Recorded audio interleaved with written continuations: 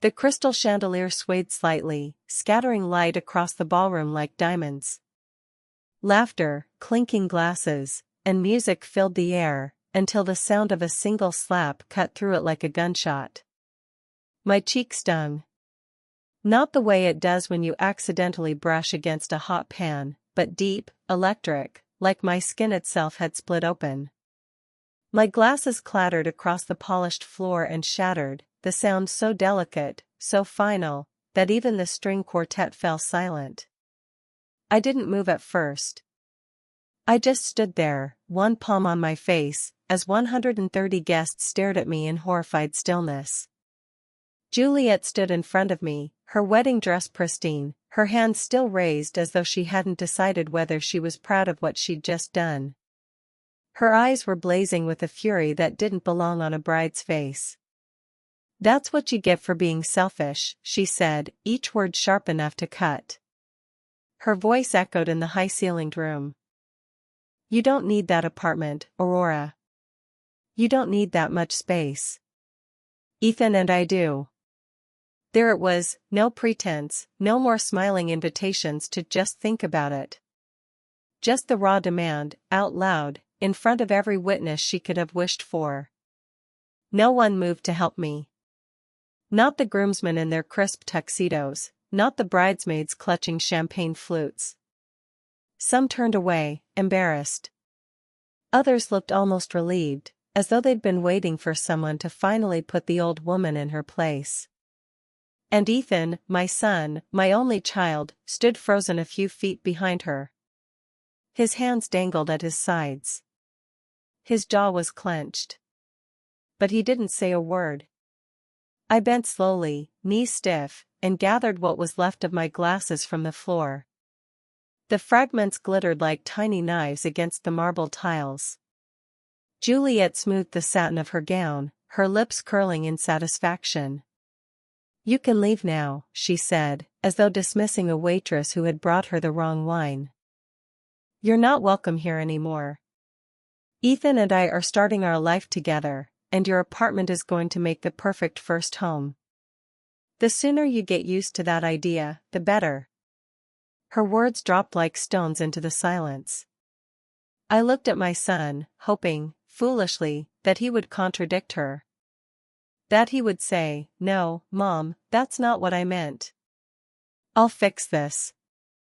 But he just kept staring at the floor, as though he couldn't bear to see me standing there, clutching the broken pieces of my glasses like someone holding their own shattered dignity. I straightened slowly. The room felt colder than it had a moment ago, the air thin, hard to breathe. My heart thudded in my chest, not with shame, but with something sharper. Something that tasted like iron. For years I had chosen silence. I had smiled through Juliet's cutting remarks about my worn-out car, my second-hand furniture, my simple life. I had nodded politely when she told me to think about downsizing. I had bitten my tongue while Ethan echoed her words, parroting them as though they were his own. But something in me broke alongside those glasses. I turned without a word and walked toward the exit, each step loud against the polished floor. No one followed me. No one dared. In the hallway, the music started up again, muffled now, as though the party had decided to move on without me. I dug into my old black purse, still reliable after 5 years, no matter how much Juliet mocked it, and pulled out my phone. My hands were shaking, but my voice was steady when the line connected. "Carlos," I said, and my own voice startled me with its calmness. "It's time. Meet me at the Royal Oaks Ballroom. Bring the documents." A pause. Then Carlos's low, careful voice. "Are you sure, Mrs. Hughes? Once we do this, there's no turning back," I finished for him. "Yes. I'm sure." I hung up and exhaled, my breath fogging slightly in the air-conditioned corridor. My reflection in the gilded mirror beside me looked like a stranger, cheeks flushed, hair disheveled, eyes blazing in a way they hadn't in years. I had spent a lifetime protecting my family from the world. Tonight, I realized, I would have to protect myself from them. The sound of applause drifted faintly from the ballroom, mocking in its cheerfulness. I pushed open the heavy door to the parking lot, where the night air wrapped around me cool and quiet. For a moment, I stood still, feeling the anger solidify into resolve. This was no longer about an apartment. It wasn't even about humiliation. It was about showing them who I really was, and making sure they never forgot it. The sound came first, sharp, clean, almost beautiful in its precision. Then the sting bloomed across my cheek, hot and immediate. For a heartbeat, no one breathed. The ballroom's golden light seemed to freeze, trapping everyone mid-gesture, mid-smile. A champagne glass hovered in a waiter's hand. The string quartet faltered into silence. I didn't touch my face. I didn't speak. I simply looked at her. Juliet, radiant in her white silk gown, diamonds glinting like stars in her hair, stared back at me with the kind of triumph you only see in people who believe they've finally won. That, she said, her voice cutting through the stillness, is what happens when you try to ruin your own son's wedding. The words hung in the air like smoke.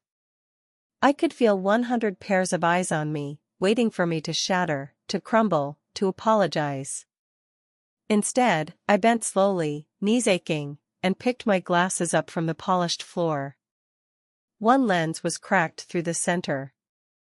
Ethan stood just behind his bride, shoulders tense, head bowed slightly as though he might disappear if he just kept staring at the parquet beneath his shoes. He didn't look at me. I slipped the broken glasses into my purse, stood straight, and let the silence do the work Juliet expected me to do. I could almost hear the guests thinking, say something. Cry. Leave. But my throat felt strangely calm, my voice level when I finally spoke. Enjoy your evening, I said, softly enough that only those closest heard me. And I turned toward the door. Juliet's laugh followed me like shards of glass scattering across tile. Oh, don't worry, she called after me. We will. The ballroom air felt thick and heavy, but the hallway outside was cool and clean. I pressed a hand to my cheek and felt the sting there, a perfect print that would turn red in minutes. I had been humiliated in front of 130 witnesses. My son had stood by and let it happen.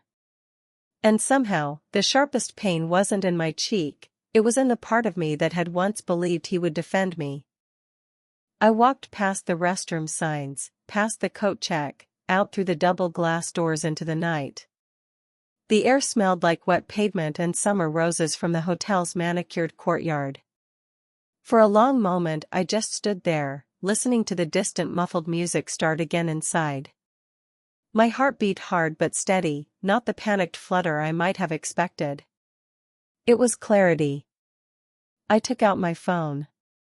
My reflection stared back at me in the black screen, an aging woman with graying hair pinned neatly, wearing a navy dress that suddenly felt like armor. I pressed a contact I hadn't called in over a year. Mrs. Hughes, came Carlos's voice, warm but cautious. It's time, I said. A pause. Are you certain? Yes. Tonight. Bring everything. He didn't argue. Carlos never argued when my voice sounded like this. I ended the call and leaned against my old sedan, breathing in the night air. My palms were steady now. In the ballroom, Juliet would be laughing again, basking in the attention. Ethan would be standing beside her, perhaps pouring himself another drink to drown the tight knot in his chest. They thought they had ended something tonight. They had no idea what they had just begun. Rain had started to fall by the time I reached the edge of the parking lot. A thin drizzle that clung to my hair and dress, cold enough to make me shiver but sharp enough to keep me awake. I sat behind the wheel of my car with the engine off, staring at my reflection in the rearview mirror. The woman who looked back at me seemed older than she had an hour ago, not just in years, but in the weight she carried on her shoulders. The slap had been quick. This moment was slower. More brutal. I could still hear Juliet's voice, cruel and bright, as if she had rehearsed every line in front of a mirror. You don't need that apartment. You don't need that much space. A gust of anger shot through me, hot enough to make my fingers tighten around the steering wheel. For months, maybe years, I had been pretending not to notice what was happening. The careful suggestions. The polite little digs about my car, my furniture, my age. Ethan's quiet agreement with every one of them. I had called it love. I had told myself they were just worried about me. But love doesn't look at you like property. My phone buzzed in the passenger seat, making me jump. Carlos. I'm here, he said when I answered. Where are you parked? Far corner, near the hedges. I'm coming to you. 5 minutes later, his car rolled in beside mine. He stepped out with his umbrella and his ever-present leather briefcase, his expression carefully neutral but his eyes sharp. You look like hell, he said gently. Thank you, I said, and almost smiled. He opened the back seat of his car and pulled out a slim folder. Before I give you this, I need to hear you say you're ready. Once you sign these, there is no unsigning. Ethan will know everything tonight. I stared at the folder. Inside was the truth I had hidden for decades, the accounts, the properties, the quiet empire Robert and I had built in secret. I had kept it hidden because we believed that living simply would protect us from the world's greed. But it hadn't protected me from my own family. Carlos must have read something in my face because his voice softened. You can still walk away, Aurora. Go home, rest, let the night pass. You don't owe anyone a public reckoning. But I did owe someone. I owed myself. I'm done letting them decide who I am, I said, surprising myself with the steadiness of my tone. Give me the papers. He handed me the folder, and under the yellow glow of the parking lot light, I opened it. The first page was the suspension order, the immediate stop of every transfer I had been quietly making to Ethan's accounts for 3 years. The second was the notice of lease guarantee withdrawal. 30 days, and they'd have to find their own way. The third was a prepared statement, legal but clear, severing any financial responsibility I had for their wedding bill. My pen hovered over the page. For a split second, grief cracked through the anger, almost enough to make me stop. This was my son. My little boy who used to fall asleep on my chest during summer thunderstorms. The boy who once built me a crooked paper crown and said I was the bravest mom in the world. Signing meant losing him completely. But hadn't I already lost him? The memory of his silence, the way he'd stood there in that ballroom while his bride slapped me, flashed through my mind like a camera flash. I signed. The pen scraped against the paper with finality. 1 signature. 2. 3. When I capped the pen and closed the folder, it felt like I had sealed something inside, not just the documents, but a version of myself that would never exist again. Carlos exhaled slowly, like he'd been holding his breath. Then it's done, he said. I nodded. My pulse was no longer racing. If anything, I felt lighter. Now, I said, opening my car door and stepping into the rain, we're going back inside. Carlos blinked. You mean tonight? Yes. Tonight. I could see the faint glow of the ballroom windows from here, warm and golden, the music spilling out in muffled bursts when the doors swung open for guests. Juliet thought she had ended the conversation with that slap. She was about to learn it had just begun. Carlos hesitated for a second, then smiled, not a warm smile, but the thin, sharp one he wore when he knew a storm was about to break and he was on the right side of it. All right, he said. Let's make this official. I grabbed my purse, tucked the folder under my arm, and started walking toward the building. Each step felt heavier, but my back was straighter than it had been in months. Inside, somewhere beyond those glowing windows, Ethan was still my son. But when I walked back through those doors, I would no longer be just his mother. I would be the reckoning. The music from the ballroom swelled louder as we reached the entrance, muffled only by the heavy double doors. I could hear laughter, clinking glasses, the kind of celebration that pretends nothing ugly has just happened. Carlos put a hand on the brass handle but didn't push it open. "Last chance," he said, his voice quiet but firm. "Once we step inside, this stops being private." "I don't want it private anymore," I said. My voice surprised me, not loud, not trembling, just steady. I smoothed the skirt of my navy dress with both hands and drew a long breath. My cheek still ached faintly from the slap, a hot reminder of why we were here. Carlos opened the door. The music crashed over us, loud and too bright after the quiet of the parking lot. Heads turned, first with casual curiosity, then with dawning recognition. Conversations faltered. The room began to still. I stepped inside, folder clutched against me, my heels loud on the polished floor.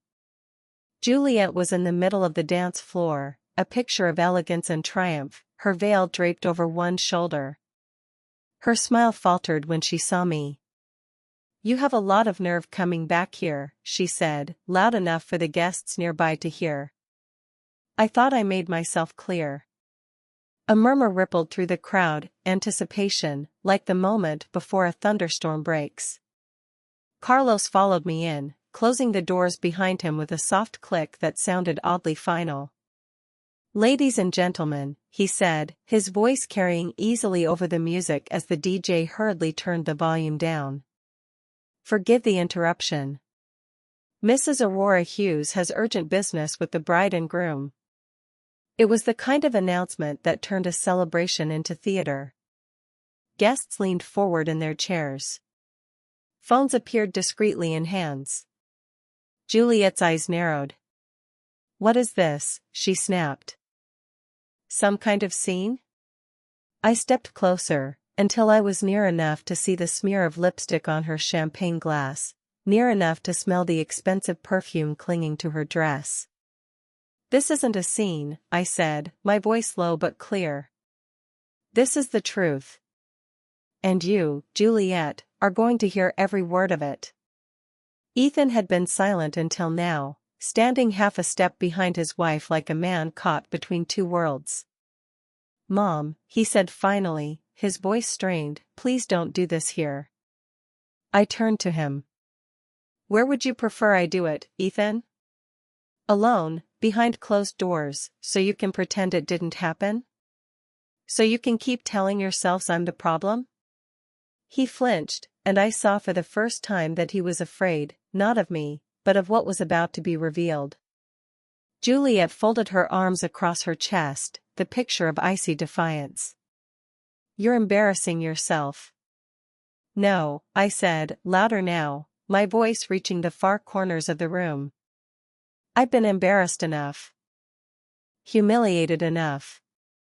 Tonight that ends." I set the folder on the nearest table and opened it, the papers crisp and white under the chandelier light. "You wanted my apartment?" I said, my tone calm but cutting. "You wanted to decide where I live, what I can keep, how I spend the years I have left. You wanted to threaten me with legal action if I didn't agree to your plans?" Gasps rose from the crowd, quiet, startled, deliciously scandalized. Juliet's composure slipped for the first time, her hand tightening around her bouquet until petals snapped. "That's not what this is about," she hissed. "That's exactly what this is about." I turned, letting my gaze sweep the room. Everyone in this room deserves to know that the woman who slapped me tonight has spent 2 years trying to strip me of my home. That my own son stood by and let it happen. That while they called me a burden, I was quietly paying their rent, their bills, their wedding deposits. The words landed like hammer blows. People were whispering now, glancing between Ethan and Juliet, their expressions shifting from pity to curiosity to something darker. Ethan's face had gone pale, his jaw working as though he wanted to speak but couldn't form the words. "Mom," he managed finally, his voice barely above a whisper. "Why are you doing this?" I felt my chest ache, not with guilt, but with the memory of every quiet insult, every dinner where Juliet smirked over my chipped plates, every time Ethan had looked away instead of defending me. "Because," I said softly, "I am done letting you rewrite who I am. Done letting you treat me like I'm disposable. You wanted me out of the picture. Tonight, you're going to see exactly what it looks like when I step out of it." I slid the signed documents from the folder and placed them one by one on the table where everyone could see them. The room was so quiet I could hear the click of someone's phone camera as they took a photo. Carlos stepped forward, his professional tone calm and unshakable. "These are legal notices, immediate cancellation of all financial guarantees provided by Mrs. Hughes, including rent support, credit transfers, and the wedding venue deposit. Effective as of now." A collective murmur swept the ballroom. Juliet's bouquet slipped from her hands and hit the floor with a soft thud.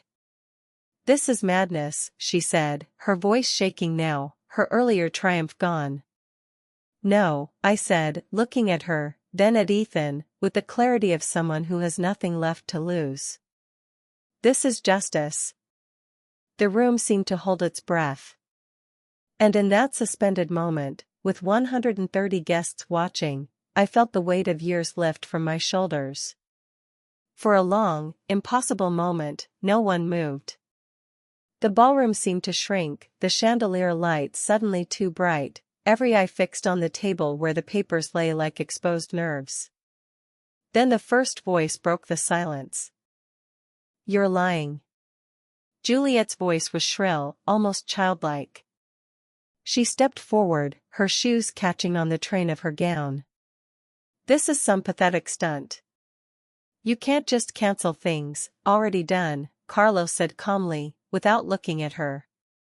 "The notifications have been sent to every party involved. The accounts are frozen. The venue manager will receive confirmation within the hour." Juliet's face drained of color. She turned to Ethan, desperate now. "Say something. She can't do this to us." Ethan's lips parted, but no words came. He looked at the documents, at me, then at the crowd of guests, who had gone from stunned to ravenous, their phones half-raised, their curiosity like heat on our skin. I took a step closer to him, closer than I had been all night. 3 years, Ethan," I said, my voice low but carrying. 3 years I paid your rent. 3 years I covered your debts.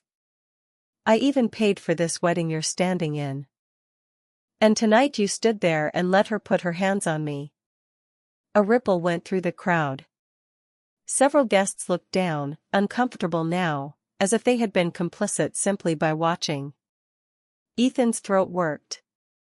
"Mom," he said, but the word sounded like it cost him everything to say. "No," I cut him off. "You don't get to call me that tonight." His head jerked back as though I'd struck him. "This is not about money," I went on, my voice rising, firm but not shouting. "This is about respect. About the son I raised who used to believe in honor, who used to believe in doing the right thing. I don't know where that boy went, but the man standing in front of me," I gestured toward him with an open hand, "is a stranger." Ethan's shoulders sagged. For the first time, his composure cracked, and I saw tears well at the corners of his eyes. "Mom, you let her turn you into this," I said, pointing to Juliet, who stood rigid, clutching the edge of the table as if it could hold her upright. "You let her convince you that your own mother was an obstacle to be removed. You were willing to sell me out for an apartment key. Juliet's voice sliced through the air. Oh, stop acting like a saint. You think anyone believes you? Look at you, your cheap dress, your bargain bin purse. You think anyone buys that you have money? For a moment, the whole room was quiet except for Juliet's ragged breathing. Then I laughed. Softly. The sound startled even me. Appearances can be deceiving, I said, reaching into the folder and pulling out a final document. This is my last gift to you, Juliet. A lesson. I laid the document on the table with deliberate care. As of this evening, my will has been amended. Every cent, every property, every asset that was meant to be passed to Ethan has been redirected to a foundation that protects seniors from family exploitation. A sharp intake of breath rippled across the room. Juliet staggered back a step, as though the words had struck her. You can't disinherit him. He's your son. Yes, I said, my voice quiet now, steady as stone. And that's why this hurts more than anything I've ever done. But you don't get to abuse me and inherit me at the same time. Ethan pressed both hands to his face. When he looked up again, his eyes were red. Mom, please, he said, his voice breaking on the word. Don't do this. Don't erase me from your life. The plea was almost enough to undo me. Almost. I took a step closer until we were nearly eye to eye. I didn't erase you, Ethan, I said, my own voice trembling now. You erased yourself the moment you chose silence over decency. He swallowed hard, tears sliding down his face now. I just wanted us to have a good life, he said hoarsely. You had one, I said softly. And you traded it for this. Juliet was shaking her head in disbelief, whispering to herself, this isn't happening, this isn't happening. It is, I said. And it's over. I turned to Carlos, who closed the folder with a crisp snap that echoed through the room. That concludes our business, he said, his tone final. For a moment, no one moved. Then one of the guests, emboldened by the silence, began to clap. It was just one person at first, hesitant, almost apologetic. Then another joined. And another. Until the ballroom was filled with applause, not wild or mocking, but slow and deliberate, like the sound of a verdict being read aloud. Juliet's face flushed crimson. Ethan stood frozen, staring at the floor. I felt the tears threaten, but I did not let them fall. I turned toward the exit. When you are ready to apologize, I said without looking back, find me. Until then, this is the last conversation we will ever have. And with that, I walked away, my heels clicking against the marble, the sound of the applause following me out into the night like a closing curtain. 3 days later, the apartment was silent except for the sound of rain tapping gently against the balcony windows. I sat at the kitchen table with a cup of coffee, still in my robe, watching the steam curl in the cool morning air. The quiet felt strange, not lonely, not heavy, just different. For years I had lived like a shadow in my own life, careful not to make ripples, careful not to draw attention. That woman was gone now, and the apartment seemed to know it. The phone had rung almost constantly since that night. Ethan had left messages that shifted from anger to begging to silence. Juliet's texts came in long, breathless paragraphs, rage first, then accusations, then pleading. You destroyed our lives, she wrote in one. You humiliated us in front of everyone. I hadn't replied. The doorbell rang. For a moment, I thought it might be them, come to shout or cry in person. But when I opened the door, it was Lucy, Ethan's younger sister, holding a paper bag that smelled of warm bread. You look better, she said as I let her in. I feel better, I said, surprised by the truth of it. We ate in the kitchen, the sound of rain filling the silence between bites. I still can't believe you did that, Lucy said finally, shaking her head with something that was half disbelief, half admiration. The whole city is talking about it. People are calling it the wedding reckoning. I smiled faintly. It wasn't about making a scene. I know. She reached across the table and squeezed my hand. It was about making them see. The gesture nearly undid me. Do you hate him? She asked softly. The question lingered in the air. I thought about Ethan as a boy, the way he used to run to me with scraped knees, the way he once insisted on sleeping with the hallway light on because he thought it kept the monsters away. No, I said at last. But I can't save him anymore. He has to save himself. Lucy nodded, tears bright in her eyes. I think he will, eventually. What you did, it shook him. I've never seen him cry the way he did that night. I didn't answer. Some wounds need more than tears.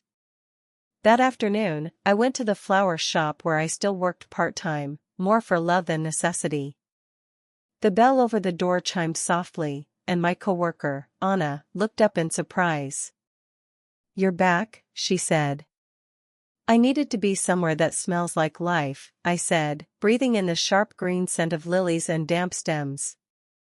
As I trimmed roses and wrapped bouquets, I felt the knot in my chest begin to loosen. There was something healing about working with my hands, about arranging something beautiful out of pieces that had been cut. By evening, the rain had stopped. I went to the balcony and stood there, watching the streetlights glint on the wet pavement. Across the courtyard, Joseph, my longtime neighbor, appeared on his own balcony with a mug of tea. He raised it in a silent toast. I lifted my coffee cup back at him. No words were needed. Inside, my phone buzzed again. Another message from Ethan. I hesitated this time, thumb hovering over the screen. Mom, the message read. I don't know how to fix this. But I want to try. I set the phone face down on the table and let out a long breath. It wasn't forgiveness yet. But maybe, someday, it could be a beginning. As the night deepened, I turned off the apartment lights and let the city glow spill softly across the walls. The space felt warm, claimed. Mine again. I thought of Robert, of the promise we made to live quietly, privately, free from the noise of the world. I had kept that promise for years. But now I understood something I hadn't then. Sometimes silence isn't peace. Sometimes it's surrender. I was done surrendering. I walked to the window, rested a hand on the cool glass, and watched my own reflection staring back, no longer the woman who had bent to pick up shattered glasses while everyone looked away, but someone taller, clearer, harder to break. Somewhere out there, Ethan and Juliet would be sitting in a smaller apartment, learning what it means to start over. And here, in this apartment they had tried to take from me, I was starting over too. I turned away from the glass and let out a breath that felt like it had been trapped in my chest for years. The night outside was quiet, but it didn't feel empty. It felt like the first page of something new. I switched off the last light, leaving the apartment in soft shadow, and whispered to the empty room, they'll never mistake my kindness for weakness again. And for the first time in a long time I smiled.